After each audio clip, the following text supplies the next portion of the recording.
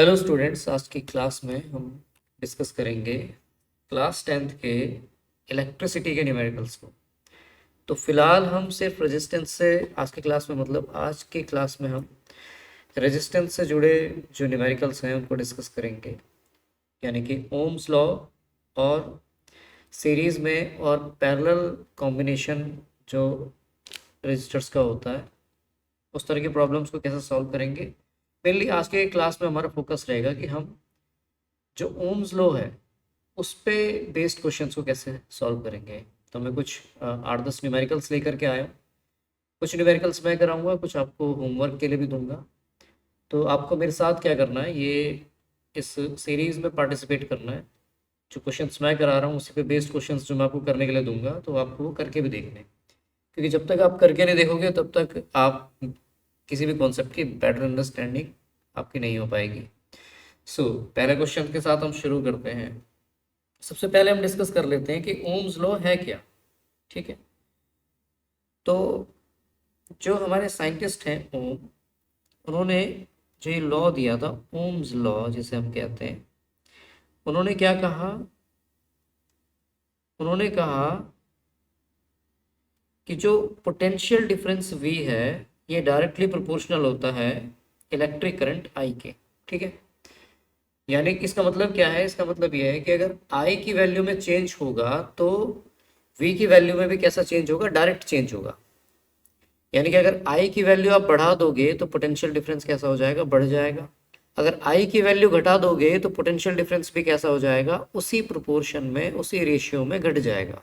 ठीक है, मतलब एक की वैल्यू बढ़ा रहे हो और दूसरे की वैल्यू भी बढ़ रही है, या फिर एक की वैल्यू घटा रहे हो और दूसरे की वैल्यू भी घट रही है, तो इसका मतलब ये है कि वो दोनों की दोनों जो फिजिकल क्वांटिटीज़ हैं वो कैसी हैं, डायरेक्ट प्रोपोर्शन में है, डायरेक्टली प्रोपोर्शनल कही जाएंगी। ठीक है, तो ओम ने क्या कहा कि जो पोटेंशियल डिफरेंस होता है किन्हीं दो पॉइंट्स के बीच में, वो कंडक्टर में फ्लो करने वाले करंट के डायरेक्टली प्रोपोर्शनल होता है ना। मान लो जैसे एक पॉइंट ये ए है और एक पॉइंट ये बी है। सपोज दैट इस डायरेक्शन में हमारा आई करंट फ्लो कर रहा है, तो ओम्स लॉ के हिसाब से इस पॉइंट से इस पॉइंट के बीच का जो पोटेंशियल डिफरेंस है, जो पोटेंशियल का डिफरेंस है, यानी यहाँ से यहाँ तक किसी चार्ज को, किसी यूनिट चार्ज को ले जाने में जो काम करना पड़ रहा है उसको हम कह रहे हैं पोटेंशियल डिफरेंस। ओम ने कहा कि जितना ज़्यादा करंट होगा उतना ज़्यादा पोटेंशियल डिफरेंस होगा। तो अगर प्रोपोर्शनैलिटी को अगर हमें इक्वल का निशान में चेंज करना है तो हमें कांस्टेंट की मल्टीप्लाई करनी पड़ती है, और ओम ने यहाँ पर किसकी मल्टीप्लाई करी, आर की। आर को उन्होंने क्या कहा, आर को उन्होंने कहा कि जी ये क्या होता है, ये होता है रेजिस्टेंस।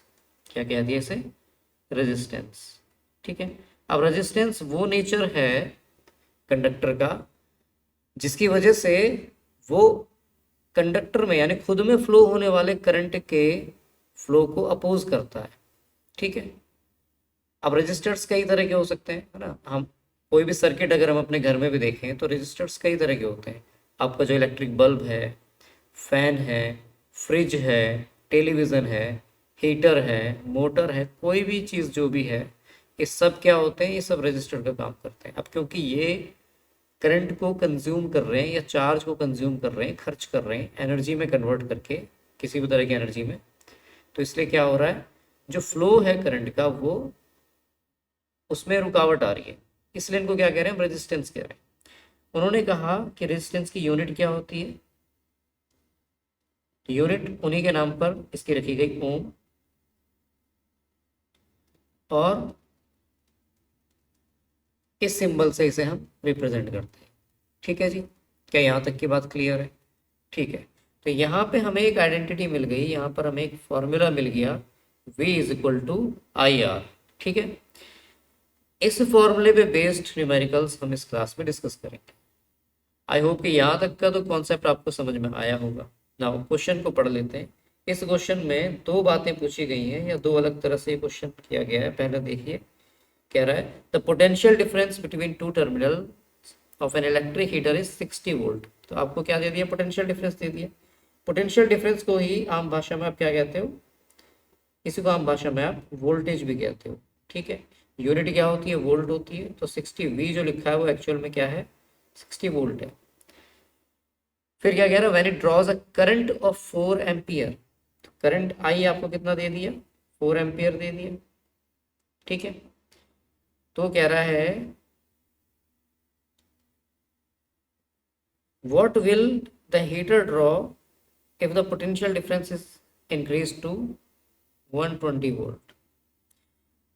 तो कितना, अच्छा what current will heater draw, अगर करंट कितना, हीटर जो है कितना करंट ड्रॉ करेगा अगर आप पोटेंशियल डिफरेंस को 120 वोल्ट कर दें।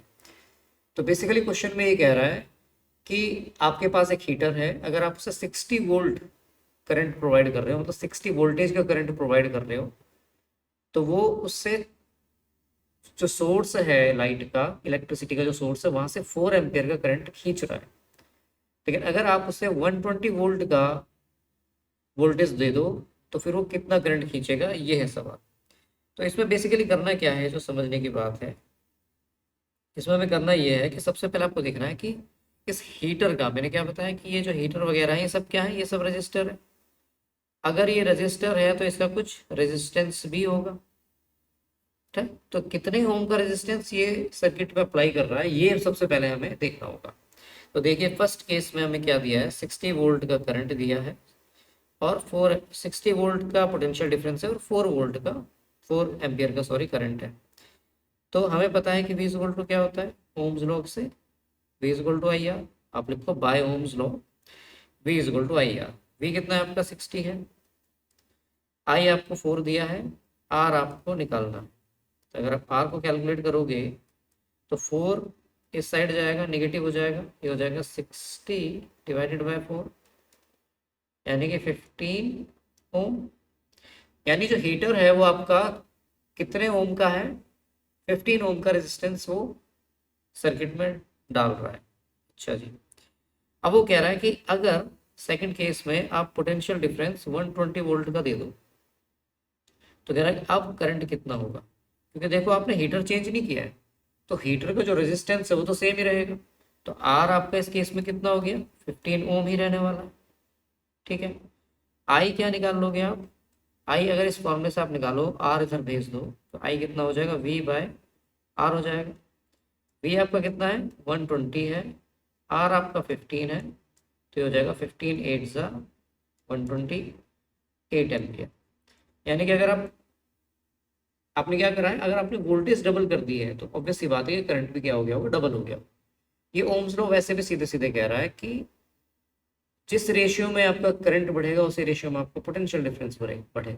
इसका उल्टा भी कह सकते हो कि जिस रेशियो में आपका पोटेंशियल डिफरेंस बढ़ रहा है तो इसका मतलब करंट भी उसी रेशियो में बढ़ा होगा। तो अगर आपका पोटेंशियल डिफरेंस पहले 60 था और अब 120 हो गया, डबल हो गया, तो करंट भी पहले 4 एम्पियर था तो अब कितना हो जाएगा, 8 एम्पियर हो जाएगा। सपोज दैट ये क्वेश्चन एमसीक्यू में आए तो आप डायरेक्ट भी कर सकते हो, इसमें बहुत ज़्यादा दिमाग लगाने की जरूरत नहीं है, क्योंकि हमें दिखा है ओम्स लॉ हमें सीधा सीधा कह रहा है कि करंट और पोटेंशियल डिफरेंस कैसे होते हैं, डायरेक्टली प्रोपोर्शनल होते हैं, ठीक है। चलिए नेक्स्ट क्वेश्चन की तरफ चलते हैं। नेक्स्ट क्वेश्चन क्या कह रहा है, an electric bulb of resistance 44 ohm draws a current of 5 ampere, calculate the voltage. देखो फॉर्मूला सीधा सीधा क्या कहता है आपसे, फॉर्मूला कहता है V equal to I R, ठीक है, और आपको वोल्टेज ही निकालनी है।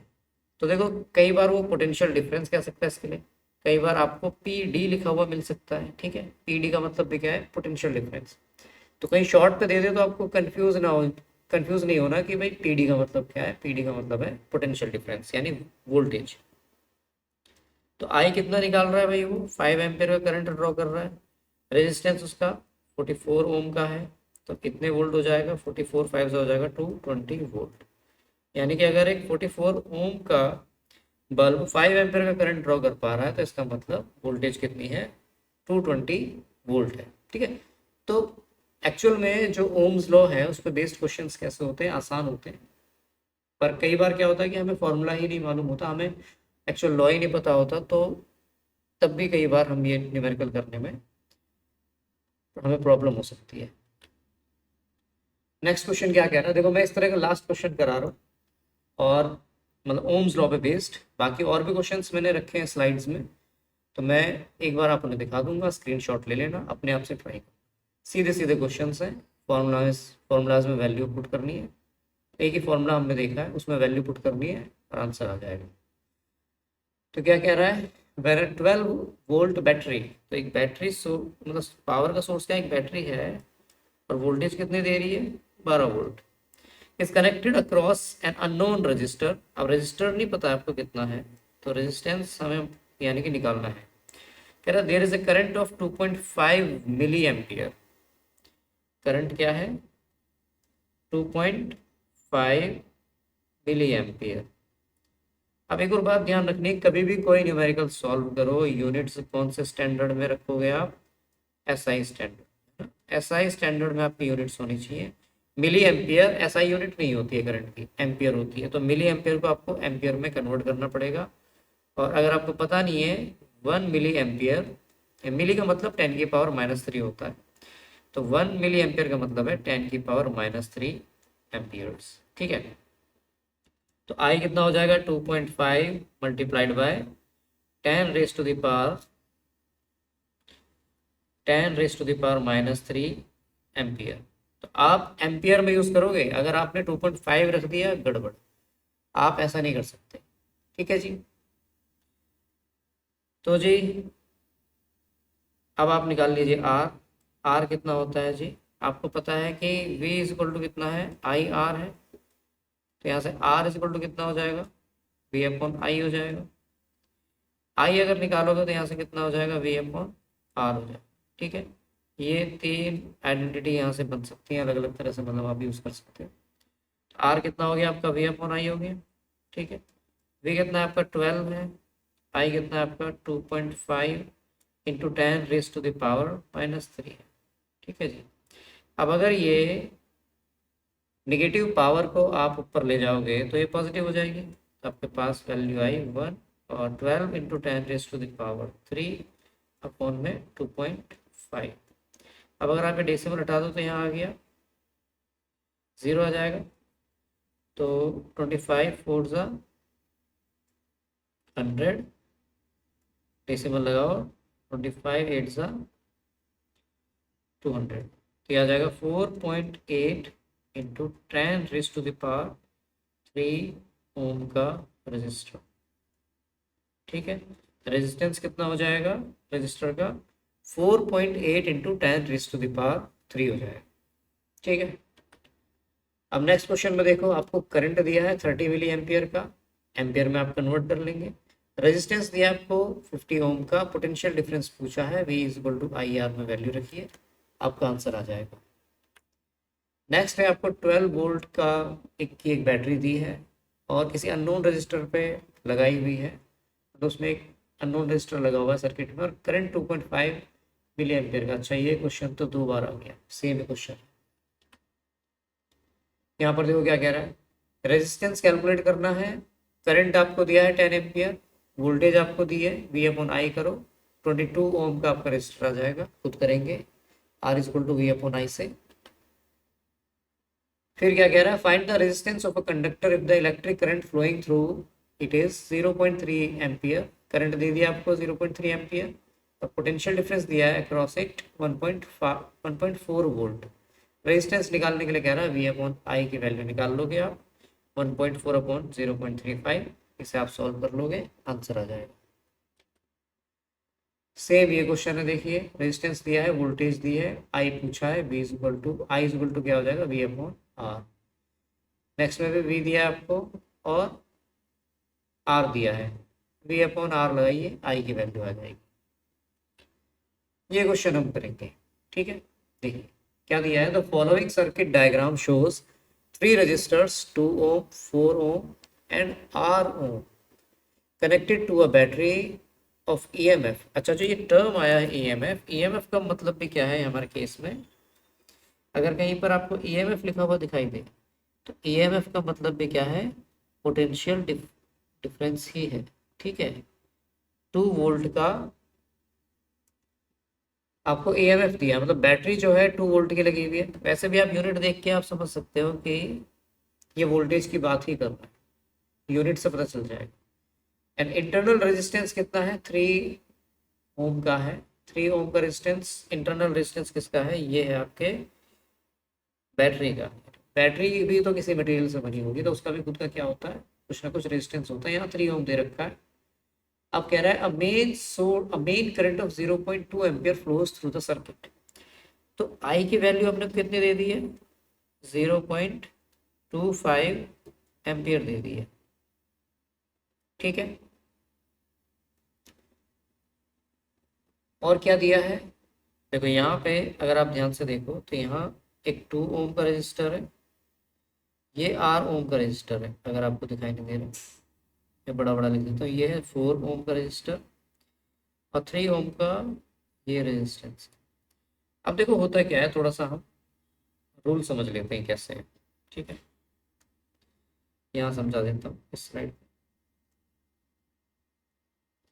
देखिए अगर मान लीजिए आपके रजिस्टर्स कैसे लगे हुए हैं, सीरीज में लगे हुए हैं, सर्किट में ऐसे सीरीज में लगे हुए हैं, ठीक है। मैं कह रहा हूँ ये R1 है, ये आपका R2। तो पॉइंट ए से करंट चला है, पॉइंट बी तक पहुंचा है, ठीक है। इस डायरेक्शन में आपका करंट फ्लो कर रहा है, सपोज दैट R1 और R2 दो रजिस्टर है। अब हो ये रहा है कि जब यहाँ से चला तो यहाँ कुछ करंट में ऑब्स्टेकल आया, फिर इस पॉइंट पे भी कुछ ऑब्स्टेकल आया, और यहाँ तक पहुँचते पहुँचते, ठीक है, करंट में कुछ ना कुछ फ्लो में कमी आ गई। रीज़न क्या था कि बीच में दो रजिस्टर पड़े, तो यहाँ से लेके यहाँ तक इन दोनों ने कुल मिलाकर कुछ ना कुछ तो क्या दिया होगा, कंबाइंड रेजिस्टेंस दिया होगा, ठीक है। तो वो कैलकुलेट करने का तरीका ये होता है कि अगर आपको आर नेट निकालना है सीरीज कॉम्बिनेशन में, तो आप क्या करोगे, इन दोनों को ऐड कर दो, ठीक है। जब मैं प्रॉपर कभी पढ़ाऊंगा तो मैं आपको बताऊंगा इसका डेरिवेशन भी कि ये फॉर्मूला आया कैसे है। और फिलहाल आप ये याद रखिए कि सीरीज में आप क्या करोगे, आप इन्हें अलजेब्रिकली इनका सम निकाल लोगे, तो आपका जो नेट रिजल्टेंट रेजिस्टेंस होगा वो आ जाएगा। अच्छा जी, पहली बात। दूसरी बात आपको ये ध्यान रखनी है कि अगर सीरीज में आपके रेजिस्टेंस लगे हैं ना, सीरीज कॉम्बिनेशन में क्या होता है कि आपका आई जो है यानी करंट जो है वो कैसा रहता है, कांस्टेंट रहता है। मतलब क्या है इस बात का, इस बात का मतलब ये है कि यहाँ से अगर आई करंट चला है तो R1 को भी आई करंट मिलेगा और R2 को भी आई करंट ही मिलेगा। यहाँ करंट में चेंज नहीं आता है, करंट कैसा रहता है, सेम रहता है। लेकिन जो पोटेंशियल डिफरेंस है वो क्या करता है, वो वेरी करता है ना, वो चेंज हो जाता है। तो यानी कि अगर R1 पे यहाँ से मान लो पोटेंशियल डिफरेंस V चला है, तो R1 को V1 मिलेगा और R2 को V2 मिलेगा, और ये दोनों वैल्यूज इस बात पे डिपेंड करेंगी कि रेजिस्टेंस कितने हैं, मतलब कैसे कैसे हैं, क्या वैल्यूज हैं। दोनों की वैल्यूज अगर सेम है तो फिर दोनों को इक्वल इक्वल पोटेंशियल डिफरेंस मिल जाएगा। कम ज़्यादा है तो उसके हिसाब से मिल जाएगा, ठीक है। वो कैसे निकालना है वो अभी हम समझेंगे, पर इतनी बात आपको ध्यान रखनी है। दूसरा केस समझो, मान लो अगर पैरेलल कॉम्बिनेशन है, अगर पैरेलल कॉम्बिनेशन है तब क्या करेंगे, देखो सीरीज का देख लिया, पैरेलल कैसे होंगे, एक रेजिस्टेंस हमने लगा दिया इस तरह से, एक रेजिस्टेंस लगा दिया हमने इस तरह से, ये इस तरह से कनेक्टेड है। और ध्यान से सुनना, ध्यान से समझना जो मैं बताना चाह रहा हूँ, तो आसानी से समझ पाएगा। इस डायरेक्शन में करंट हमारा आई चल, जैसे ही इस पॉइंट पे पहुंचा आपको यहाँ पे क्या दिखाई दे रहा है, मुझे जो दिखाई दे रहा है वो है एक जॉइंट, ठीक है। कई बार बच्चों को पैरेलल अरेंजमेंट को पहचानना डिफिकल्ट लगता है। हमेशा ध्यान रखो अगर जॉइंट आ रहा है तो इसका मतलब आगे जो रजिस्टर्स लगे होंगे वो कैसे होंगे, पैरेलल लगे होंगे। अगर जॉइंट नहीं है, अगर जॉइंट नहीं है तो इसका मतलब पैरेलल नहीं है, सीरीज में है। जैसे एक एग्जांपल देखो, मान लो एक रजिस्टर इस तरह से लगा हुआ है और एक रजिस्टर इस तरह से लगा हुआ है। तो यहाँ से ये पॉइंट ए है और ये पॉइंट बी है। अब ये आपका जो कंडक्टर है वो सिर्फ आपने मोड़ दिया है, आपने बैंड किया इसको, सिर्फ आपने यहाँ पे जॉइंट नहीं लगाया, ठीक है। अगर आप ध्यान से देखो तो आपने सिर्फ इसे बैंड किया है, मोड़ा है। तो ये दोनों कैसे हैं, सीरीज में, ये दोनों कैसे हैं, सीरीज में। हमारे इस वाले केस में अगर आप ध्यान से देखो तो ये जो पॉइंट आया यहाँ से इधर और इधर, आ, भाई अगर आप इसे बैंड करोगे तो एक ही डायरेक्शन में तो जाएगा, दूसरी डायरेक्शन में तो आपको जॉइंट लगाना पड़ेगा। तो यहाँ पे आपको जॉइंट दिखाई दे रहा हो, जॉइंट अगर आ गया तो इसका मतलब ये जो R1 और R2 रजिस्टर्स हैं ये पैरेलल हो गए। अब ये जो रिजल्टेंट देंगे वो कैसा देंगे, वो अलग देंगे, आप इनको अलजेब्रिकली नहीं ऐड करते। तो पैरेलल में जो आर नेट होता है वो कैसे आता है, आर नेट रेसिप्रोकल्स के सम के बराबर आता है। इस तरह से आप निकालते हैं। पहली बात कैलकुलेट कैसे करना है ये समझना है। दूसरी बात क्या है कि जब पैरेलल कॉम्बिनेशन होता है तो इसमें आई जो है, अब आई वेरी करता है, आई क्या हो जाता है, वेरी करता है। क्योंकि देखो यहाँ से यहाँ क्या होता है, जैसे ही करंट जॉइंट्स में फ्लो करता है तो दोनों साइड करंट बढ़ जाता है। ठीक है, ये भी इस बात पे डिपेंड करेगा कि जो रजिस्टर उस डायरेक्शन में लगा हुआ है ना, उस लाइन पे लगा हुआ है जो जॉइंट करी गई है, तो किस तरफ कितना रजिस्टर लगा है। बड़ा रजिस्टर ज़्यादा करंट खींच लेगा, लेकिन V क्या रहता है, V इस केस में कांस्टेंट रहता है। इसमें V की वैल्यू में चेंज नहीं आएगा, पोटेंशियल डिफरेंस या वोल्टेज सेम रहेगी। इसलिए जो घरों में सर्किट्स होते हैं उनमें जो जैसे फैन हो गए, जितने भी रेजिस्टर्स होते हैं वो ये कोशिश की जाती है कि कैसे लगाया जाए, पैरेलल लगाया जाए। इसका एक बड़ा रीज़न ये भी है कि जब पैरेलल में रेजिस्टर्स लगे होते हैं तो रिजल्टेंट छोटा आता है, मतलब वो कुल मिलाकर के कम रेजिस्टेंस अप्लाई कर रहे होते हैं सर्किट में। सीरीज में क्योंकि आप उन्हें ऐड कर रहे हो, डायरेक्ट ऐड कर रहे हो अलजेब्रिकली, तो जितने सीरीज में लगा दोगे वो उतना ज़्यादा करंट खींचेंगे, रेजिस्टेंस ज़्यादा हो जाएगा। सीरीज में आप तब लगाते हो रेजिस्टर्स जब आपको रेजिस्टेंस बढ़ाना होता है, तो ज़्यादा रेजिस्टेंस अप्लाई करना है सर्किट में, तो लोड ज़्यादा हो जाएगा। पैरेलल में हम तब लगाते हैं जब हमें रेजिस्टेंस कम रखना है, कम करना है। ठीक है, तो अब आ जाते हैं अपने क्वेश्चन पे।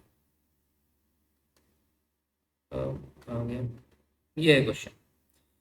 तो अब आपने क्या देखना है, आपने देखना है करंट की डायरेक्शन देखनी है, करंट कैसे फ्लो कर रहा है। देखो ये पॉजिटिव है, बड़ा पॉजिटिव होता है, छोटा नेगेटिव, तो यानी करंट इधर को फ्लो कर रहा है। हमें डायरेक्शन यहाँ दे भी रखी है वैसे, अगर आपको दिखाई दे रही है तो इस डायरेक्शन में करंट फ्लो कर रहा है। और जैसे ही यहाँ पहुंचा, अब आपको यहाँ पे जॉइंट दिखाई दिया होगा। ठीक है, यहाँ पे दिखाई दिया जॉइंट, तो यानी कि ये दोनों जो है ये कैसे हैं, पैरेलल है। इसके बाद ये जॉइंट यहाँ मिल गया और फिर ये करंट सीधा फ्लो कर रहा है, ये आ गया सीरीज में।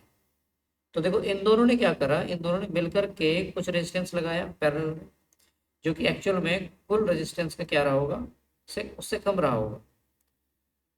तो एक सेकेंड, ये मिट गया, 2 ओम। ठीक है, अच्छा। तो इन्होंने कुल मिलाकर के R ओम और 2 ओम ने कुछ रेजिस्टेंस लगाया जो पैरेलल में लगाया। अब जब यहाँ से चला और यहाँ पहुँचे तो वो रेजिस्टेंस कुल मिला के हो गया जो भी वैल्यू आ गई, अभी हम निकालेंगे। उसके बाद जो नेक्स्ट है उसी वायर पे चल रहा है, तो ये सीरीज में, ये देखो पैरेलल में थे। फिर आगे आगे चले हम, यहाँ पहुँचे, इसके बाद बैटरी आ गई, बैटरी भी 3 ओम का रजिस्टर लगा रही है और ये भी कैसे सीरीज में। तो करना क्या है, सबसे पहले जो पैरेलल वाले हैं इनका रिजल्टेंट निकालना है। उसमें आपको 4 ओम ऐड करना है और 3 ओम ऐड करना है क्योंकि सीरीज में। तो देखो 1/R मैं निकाल लेता हूँ। अच्छा, क्योंकि R उसने पहले दे रखा तो हम इसे R डैश मान लेते हैं। ठीक है, तो ये हो जाएगा 1/R प्लस 1/2। अब क्योंकि मुझे R डैश निकालना है तो एक काम करते हैं, सॉल्व कर लेते हैं। इधर आ जाएगा 2 1 2 प्लस R 1 R अपॉन में 2R। ठीक है जी, तो अब रेसिप्रोकल कर लो, तो R डैश क्या हो जाएगा, ये हो जाएगा 2R/2 प्लस R। ठीक है, ये R डैश आ गया। पर पूरे सर्किट में जो R नेट होगा, टोटल रेजिस्टेंस होगा, वो क्या होगा, एक तो ये R डैश लग गया पैरेलल वालों का, फिर अगला आ गया सीरीज में 4 ओम का, फिर आया 3 ओम। तो ये टोटल हो गया हमारा कितना, 2R/2 प्लस R प्लस में 7, कितने ओम का रजिस्टर। ठीक है, टोटल रेजिस्टेंस निकाल लिया। करंट आपको दिया हुआ है आई, आई कितना दिया हुआ है 0.25 एम्पियर। और क्या दिया हुआ है, पोटेंशियल डिफरेंस आपको दिया हुआ है 2 वोल्ट की बैटरी लगी हुई है। ठीक है जी, चलो आगे चलते हैं। तो मुझे एक बात बताइए कि क्या V is equal to I R होना चाहिए? बिल्कुल होना चाहिए, बाय ओम्स लॉ। आपको लिख देना चाहिए बाय ओम्स लॉ। तो V कितना आपका 2 है, आई कितना है आपका 0.25 है, इनटू में आ गया आपका total resistance which is 2R upon में 2 + R +7। ठीक है, एक काम करो, ये इनटू में है पूरे के साथ, तो इसे यहाँ डिवीजन में ले आओ। तो इतना आ गया 0.25, डेसिमल हटाओ, 2 डिजिट है ऊपर 2 0 आ जाएंगी, 25 8 सा 200। इधर क्या रह गया, ये आ गया 2R अपॉन में 2 + R +7। अब इस 7 को इधर ले जाओ, तो पॉजिटिव है तो इधर आके नेगेटिव हो जाएगा लेफ्ट हैंड साइड में। तो 8 आपके पास पहले से है, इधर 7 नेगेटिव हो गया, इधर आ गया 2R + 2 + R। 8 - 7 कितना हो जाएगा 1 हो जाएगा, तो इसका 1 वैल्यू ले लो। इसको उधर ले जाओ, ये इंटू में जाएगा, 1 के साथ मल्टीप्लाई होगा तो सेम ही रहेगा। तो ये आ गया 2 + R के 1 में मल्टीप्लाई करिए, 2 + R ही रह गया। अब इस R को इधर ले जाओ तो ये निगेटिव हो जाएगा, तो 2R यहाँ लेफ्ट में पहले से है, माइनस का R आप लिया है, इक्वल में रह गया 2। यहाँ बचा आपके पास R इज इक्वल टू 2। तो पहला आंसर तो आपका आ गया कि व्हाट इज, अच्छा R की वैल्यू नहीं पूछिए, पूछा what is the PD across 4 ohm resistor. तो जो 4 ओम का रजिस्टर है, यानी कि ये वाला जो रजिस्टर, ठीक है, इस पे पोटेंशियल डिफरेंस कितना। तो देखो कैसे करेंगे। अब हमने क्या करा, हमने एक चीज देखो, जरा जरा ध्यान से देखो, ये है देखो, ये जो पैरेलल वाले थे हमने इनका टोटल रेजिस्टेंस निकाल लिया, ये इनका टोटल रेजिस्टेंस कुछ भी ये है, तो ये पूरी वैल्यू को 1 यूनिट मान लो। एक ये हो गया और एक ये हो गया, 3 रजिस्टर है टोटल, तीनों एक ही वायर पर लगे हैं, तो तीनों सीरीज में। तो यानी कि यहाँ से जब 0.25 एम्पीयर करंट चला, तो यहाँ पे उतना ही पहुंचा, देखो यहाँ बटा, और फिर जैसे ये यहाँ पे जुड़ा तो ये फिर 0.25 का हो गया, तो यहाँ पे पहुंचा 0.25 का, और यहाँ पे पहुंचा तो भी 0.25। ठीक है, तो यहाँ जो करंट पहुंचा है एस पे सीरीज में जो है, ये 0.25 एम्पियर का पहुंचा है। यहाँ पे भी कितना करंट पहुंचा है 0.25 एम्पियर का ही पहुंचा है। ठीक है, तो सेकंड क्वेश्चन अगर हमें सॉल्व करना है तो क्या करेंगे, देखो देखो मैं निकाल रहा हूँ, क्या निकालना मैं, पोटेंशियल डिफरेंस कौन से पे, 4 ओम वाले पे। तो V इक्वल टू क्या हो जाएगा, आई आर हो जाएगा। अब I तो देखो यहाँ 0.25 पहुंच रहा है, और R कितना है, R है 4, तो 0.25 के 4 में मल्टीप्लाई करोगे तो ये आ जाएगा 1.0 लिखो या मत लिखो, 1 वोल्ट आ जाएगा कुल मिलाकर। ठीक है, तो पहले का आंसर कितना आ गया, पहले का आंसर आ गया आपका 1 वोल्ट। अब कह रहा है कि calculate potential difference across internal resistance. अब इंटरनल रेजिस्टेंस उसने देखो कितना दिया, 3 ओम का दिया हुआ है, और 3 ओम का रेजिस्टेंस ये रहा, दिखाई दे रहा है आपको बैटरी पे।